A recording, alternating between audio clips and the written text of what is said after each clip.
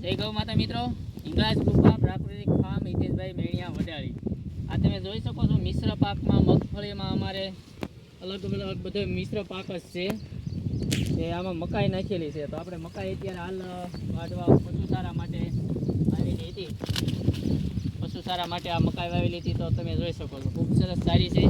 અને ખેતરમાં જે કાલે 29 તારીખનો વરસાદ સાંજનો હતો, આજે 30 તારીખમાં કાંઈ વરસાદ નથી. તો તમે જોઈ શકો છો હાલ અત્યારે મકાઈ વાઢીશ તો સંપલમાં ગારો પણ ચોટતો નથી. જુઓ એટલો ગારો છે, નકર આપણે ગારો હોય છે. આ એકદમ ભરભરી માટી થઈ ગઈ છે.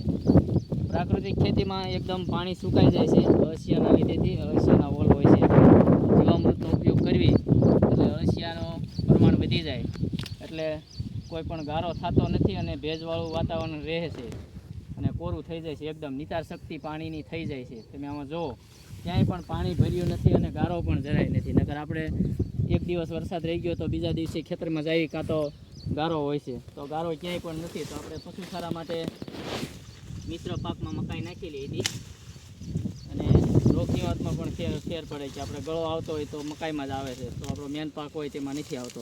તો મિશ્ર પાક કોઈ પણ કરો તો ફાયદો થાય છે. હિંગળાજ કૃપા પ્રાકૃતિક ફાર્મ હિતેશભાઈ મેણિયા વડાળી. મારો મોબાઈલ નંબર છે 97 244 28 25. જય ગૌ માતા.